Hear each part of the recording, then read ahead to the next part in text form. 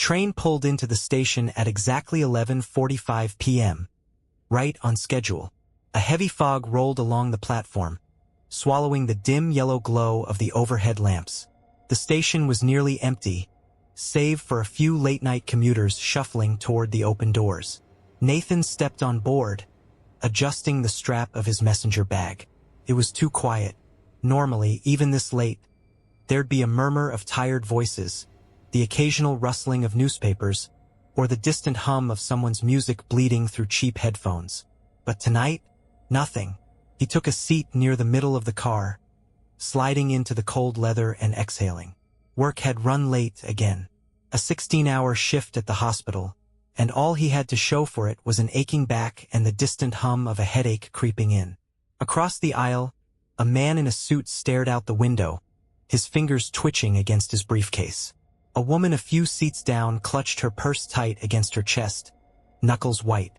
Further down, an older man in a janitor's uniform sat slumped forward, breathing slow and steady. A mechanical chime rang overhead. This is the last train of the night. Next stop, Winchester Plaza. The doors slid shut with a metallic clank, and the train lurched forward. Nathan leaned back, staring at the ceiling. He just needed 20 minutes. A short ride home, a quick shower, and then he'd collapse into bed. Then he noticed something strange. The woman with the purse had stopped moving. She wasn't scrolling through her phone anymore, wasn't adjusting her seat, wasn't blinking. She was just sitting there, completely still. Nathan frowned, shifting slightly. Maybe she was asleep. Then the man in the suit stiffened. His head snapped away from the window, eyes wide and unfocused, like he was listening for something. The janitor let out a slow breath. His shoulders slumped further forward. Nathan squinted. Something was wrong. Something felt off. Then the train lights flickered, and the woman stopped breathing. Nathan blinked. The woman hadn't made a sound, no gasp, no struggle. One moment, she had been breathing, her chest rising and falling in steady rhythm. Now, still, his pulse quickened. He glanced around the car, expecting someone else to react. The man in the suit, the janitor, the few other passengers scattered across the seats? Nothing. No one moved. The rhythmic clatter of the train against the tracks filled the silence, a mechanical heartbeat in an otherwise lifeless space. Nathan's gaze returned to the woman. Was he imagining it? Maybe she was just asleep. But then he noticed the way her body sat perfectly upright, her back rigid, her hands frozen in place over her purse. Her posture wasn't natural. It was like she had been paused mid-motion. A chill ran down his spine. Slowly, he leaned forward. "Ma'am," he called, his voice barely above a whisper. No response. His fingers curled into his palms. He had worked in an ER long enough to recognize when something wasn't right. Maybe a stroke? A seizure? Nathan hesitated, then stood, moving carefully toward her.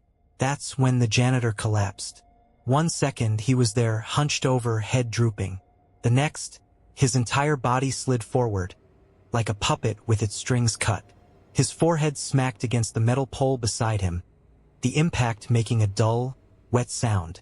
Nathan's breath caught in his throat. The train kept moving. No one screamed. No one even reacted.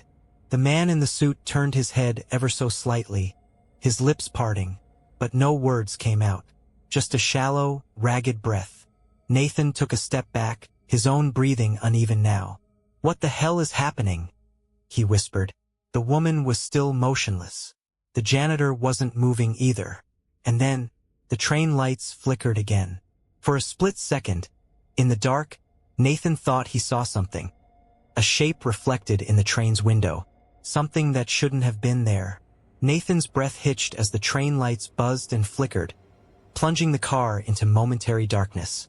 For a split second, in the window's reflection, he saw it. A shape standing in the aisle. Too tall, too thin. Not a passenger. Not human. The lights blinked back on. The aisle was empty.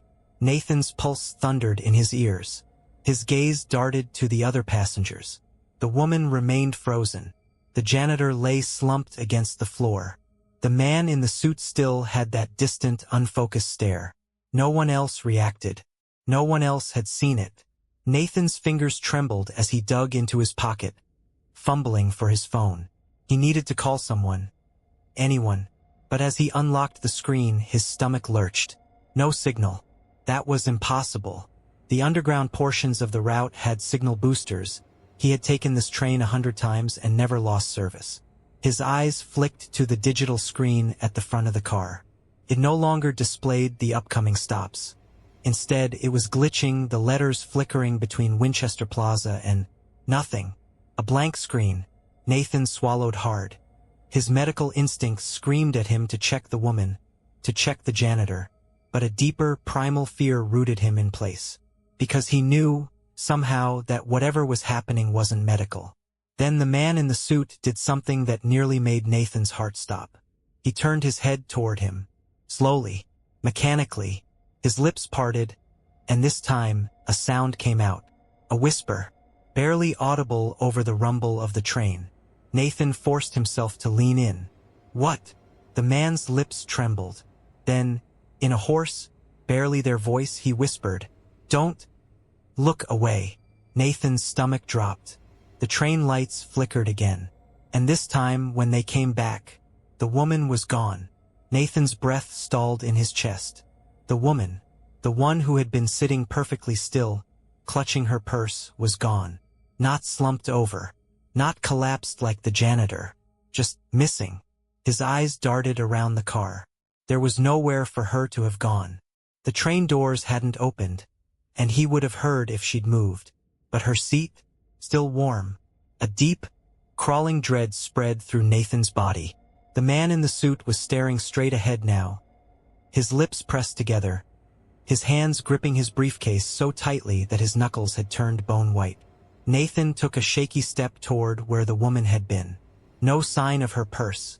No sign she had ever been there at all. He turned back to the man in the suit. Where did she go? The man didn't respond. Nathan's throat was dry. He wasn't sure what was worse, the silence or the fact that no one seemed to care. His gaze flicked toward the janitor's body on the floor. Still there. Still unmoving. He had to do something. Maybe the janitor was still alive. Maybe. The train lights flickered again. Nathan froze. The window reflection caught his eye. And this time, the shape in the aisle was closer. Not just a vague shadow. It had form now, thin, unnatural limbs, a body too elongated to be human. It stood right behind the janitor's body. The lights blinked back. Nothing was there. Nathan's hands shook. No, no, no, no. He turned, eyes wide, ready to speak, to demand answers, to scream, to do something. The man in the suit moved first. He reached forward, grabbing Nathan's wrist in an iron grip. His eyes, for the first time, were sharp, focused, desperate. His voice came out a frantic rasp. It seized movement. Nathan barely had time to process those words before the janitor's body twitched. And then, impossibly, he began to sit up. Nathan's breath caught in his throat. The seat where the woman had been sitting was empty. Her purse was still there, resting on the seat like she had just stepped away. But she hadn't. She hadn't moved at all. She was just gone. Nathan's hands clenched into fists. This wasn't normal. This wasn't even possible. His eyes darted to the janitor, still slumped. The man in the suit, still staring at him. His lips barely moved as he whispered again, voice dry and crumbling. "Don't look away." Nathan swallowed. "Where did she go?" he whispered back. The man didn't answer, just kept staring, his eyes wide and full of something that made Nathan's skin crawl. Fear. The train's steady clack-clack against the tracks suddenly felt deafening. The air was thick, suffocating. Nathan turned to the few remaining passengers, hoping for some kind of reaction. Anything. But something was wrong with them. A man near the door was staring straight ahead, his eyes wide, unblinking. His fingers gripped the metal pole so tightly his knuckles were white. Another passenger, a young woman, sat rigid like a statue, her mouth slightly open as if she had been frozen mid-breath. Then Nathan saw it. Their chests, None of them were breathing. The train lights flickered again. Nathan's heartbeat pounded in his ears. He turned toward the window, dreading, to see that shadow again. But this time he saw something worse. A handprint, pressed against the glass. Not from the outside. From within the reflection itself. The fingers were long, too long. The palms smudged as if something had been pressing against the other side of reality. The lights flickered, faster this time. The train rattled, the motion growing uneven, jerky. Then, the janitor's body twitched. Nathan stumbled back. The old man, who had been still for so long, suddenly lurched upright. His body moving in a way that wasn't right. His limbs were stiff, unnatural. His neck craning too far as if something had yanked it from behind. His head snapped toward Nathan, and his mouth opened, wider than it should have been able to. Nathan barely had time to react before the lights went out completely. And in the pitch-black darkness, he finally heard it. A sound. Something breathing. Right next to him. Nathan froze. The train had gone completely dark, plunging everything into a suffocating blackness. But the sound, that breathing, was still there. Right next to him. Shallow. Ragged. Too close. Nathan's body screamed at him to move, to run. But his legs refused to cooperate. His ears strained, heart hammering so hard he swore whatever, was beside him could hear it. Then a shift in the air. The kind of movement you feel, not see. A subtle displacement, like something massive had just leaned toward him. A whisper of heat against his cheek. Oh God. Nathan lunged backward, nearly tripping over a seat. His breath came in sharp gasps. His hands fumbled blindly, reaching for anything solid in the darkness. The train screeched as if the tracks themselves were groaning under the weight of something unseen. Then, a single flash of light. The train lights flickered for less than a second, and in that moment, Nathan saw it. A figure standing inches from him. No face, just a dark, gaping hole where its mouth should have been. And then darkness again. Nathan bolted. His hands scraped against the cold metal seats as he stumbled forward, desperate to get away.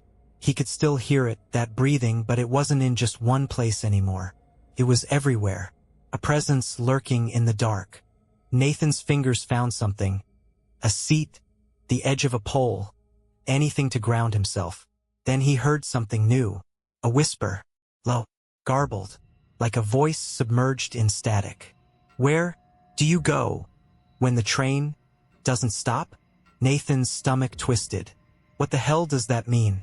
Another flicker of light, this time just far enough down the train car that he saw something worse. The janitor. His body was wrong, contorted. His limbs bent in unnatural angles. His head jerking violently, as if he were a marionette with its strings tangled. And then his eyes locked onto Nathan. Not in the way a person looks at another person. It was hungry. The train shuddered violently, the metal screaming. Nathan ran. His only thought, get to the next car.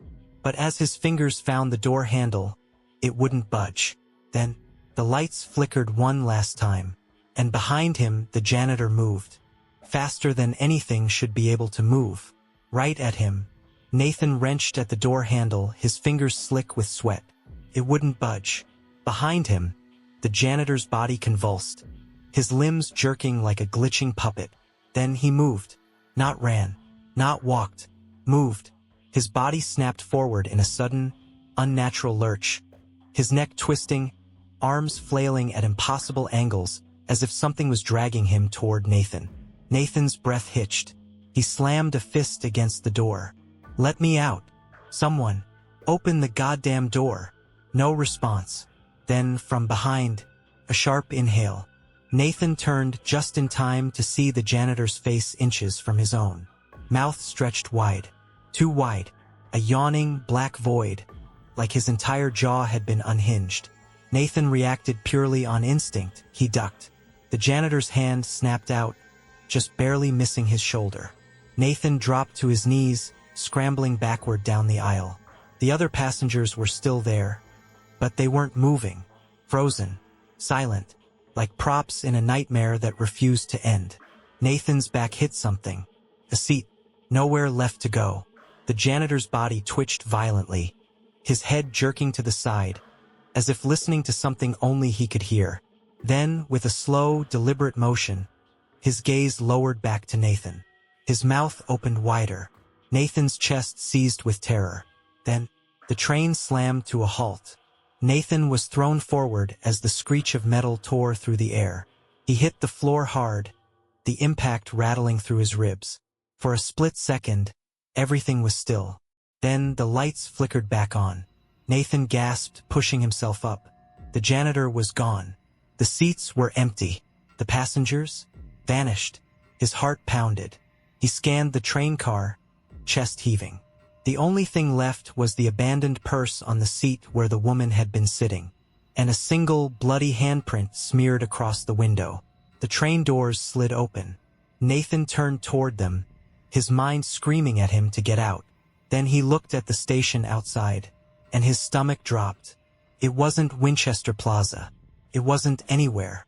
It was an empty platform. No signs, no benches, no people, just cold, endless darkness stretching beyond the tracks. Then, a voice crackled over the intercom. Low, distorted. Final stop. Nathan didn't move. His breath came in short, uneven gasps as he stared out at the empty platform. No signs, no exits, no people, just blackness beyond the tracks, stretching into nothing. The intercom crackled again. Final stop. The train sat completely still, its hum gone, its familiar rattling silent. Nathan swallowed hard. His instincts screamed at him to stay inside, to not step off. But the train was wrong. Everything about it was wrong. The passengers had vanished. The janitor, the woman, the man in the suit gone. And the bloody handprint on the window? It was fresh, still wet. His fingers curled into fists. He had to do something. He took a slow, cautious step toward the open doors. Then he heard it. A sound from the dark. Faint, almost too quiet. But there. Footsteps. Nathan's pulse hammered. He squinted into the black, but the platform beyond the train was completely void of light. Yet something was moving out there, coming closer. A soft, shuffling sound. Then another, more than one. Nathan's breathing hitched. He took a step back. Then, a whisper. Low, right outside the door. You shouldn't be here. Nathan's body went rigid.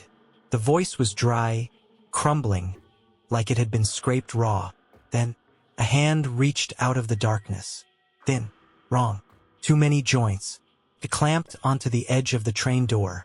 Nathan stumbled back just as the doors began to slide shut. The intercom buzzed. Thank you for riding. Then the train lurched forward. Nathan fell into a seat as the world outside became a blur. The dark platform disappeared. The void swallowed itself whole. The train was moving again. But Nathan knew it wasn't taking him home. It was taking him somewhere else. Somewhere he wasn't meant to go. And he was the only one left. For now. The train rumbled forward. Steady. Unyielding. Nathan sat motionless, his breath coming in slow, uneven gasps. The seats were empty. The passengers were gone. And yet, he didn't feel alone. Something was still here. He could feel it, just beyond his vision, watching. The lights overhead flickered again, casting the car in sporadic bursts of shadow. The blood-stained window, the abandoned purse, the empty seats. They all seemed wrong, like artifacts from a place that didn't exist anymore. His mind screamed at him to wake up, to rationalize this. But there was nothing rational about this. Nathan forced himself to his feet. He had to find the conductor's car. Maybe there was a way to stop this thing, to get off this train. He stepped forward, but the moment he did, the train lights cut out completely. Nathan froze. The darkness was absolute. Then, soft footsteps. Not his own. Nathan's chest tightened.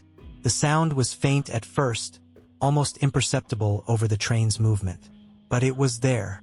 Something was walking toward him. Slow. Deliberate. Each step came with a whisper of fabric. A dragging sound.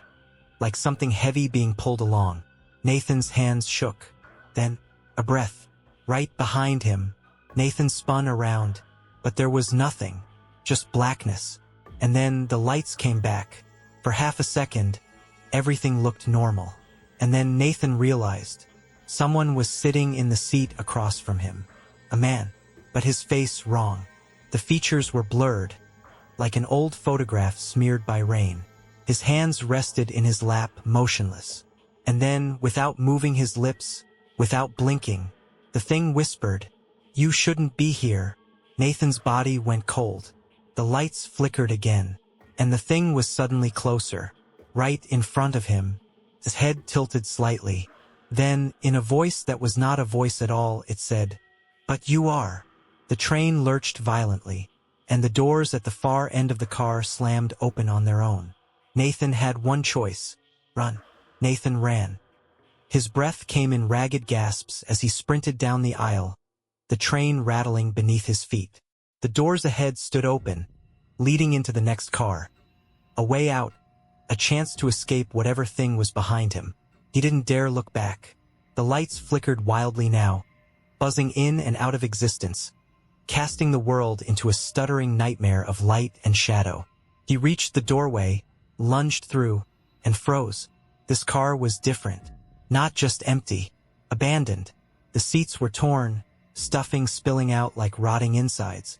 The overhead lights hung from frayed wires, swinging slightly as if disturbed by an unseen force. The air was heavy, thick with a suffocating stench.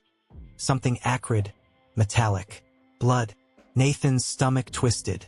He stumbled forward, his hand gripping a torn seat for balance. Then he saw them. The seats weren't empty. They were occupied. Passengers. But they were wrong. Their skin was gray, sagging like wax melting from a candle. Their eyes were wide open, but lifeless, glassy. Mouths slack, frozen in silent screams. All of them facing forward. All of them still. Nathan's breath hitched. His instincts screamed at him to move, to get to the next car, to get out of here. Then, one of them twitched. A single, jerky movement. Nathan took a step back. Another shuddered. Then another. A sickening, creaking sound filled the air as they all began to turn their heads toward him. Slowly. Too slowly. Mouths stretching wider than they should. Necks bending at unnatural angles. Nathan's vision blurred with panic. His pulse pounded in his ears. He bolted for the next set of doors, but they wouldn't open. His fingers scrambled at the handle. Behind him, the sound of bodies shifting grew louder. The rustle of clothing. The wet, clicking sound of jaws unhinging. Nathan didn't think. He just pounded on the door. "Open! Please! God! Open!" Then, the overhead intercom crackled again. A voice, distorted, warped, like it had been stretched too thin. "This is the last stop." Nathan's breath hitched. The lights flickered, and when they came back, the passengers were standing, facing him, and smiling. Nathan's scream caught in his throat. The passengers, those things, stood completely still, their twisted, sagging faces stretched into horrific grins. Teeth too white, too perfect. Their eyes, lifeless and wrong, locked onto him. Then, the first one moved. A shuddering, jerky step forward. Then another. The sound of their bones grinding filled the air. An awful, wet popping as they lurched closer. Nathan's hands fumbled at the door handle, his heart hammering. It wouldn't move. No. He turned, pressing his back against the door as the things advanced. They didn't move like people. They moved like something wearing people. The closest one, a man in a tattered business suit, tilted his head. His mouth stretched wider. Then, in a voice that was almost human, but not quite, he whispered, "You're one of us now." Nathan threw his body against the door. It burst open. He fell through, tumbling into the next car, and the door slammed shut behind him. Silence. Nathan lay on the floor, gasping for breath. Slowly, he lifted his head. This car was different. Clean. Pristine. Like nothing had ever been wrong. The seats were neat. The lights were steady. The air smelled normal. Then, a voice. Soft. Familiar. "Sir? Are you okay? Nathan's pulse skipped. He turned. A woman stood a few feet away, clutching a purse. She looked normal, just a passenger. Behind her, other people sat in their seats, checking their phones, reading newspapers, dozing off. Nathan's chest rose and fell in uneven breaths. The train was full again, like nothing had ever happened. His hands trembled as he pushed himself up. He turned toward the window, expecting to see darkness, void. Nothing. Instead, city lights. The train was pulling into Winchester Plaza. Nathan's legs nearly gave out. He was back. The train slowed. The intercom crackled. Now arriving Winchester Plaza. Please watch your step. The doors slid open. Nathan didn't hesitate. He bolted off the train. His breath came in ragged gasps as he stepped onto the platform. The cold night air hitting his face like a slap. People bustled around him. The world was normal. Nathan turned. The train doors slid shut. For the briefest second, he saw his reflection in the window. And behind it, something else. Something still in there. Watching. Smiling. Then the train pulled away. Nathan never took the midnight train again. And no matter how many times he searched, he never found any record of the route he had taken that night.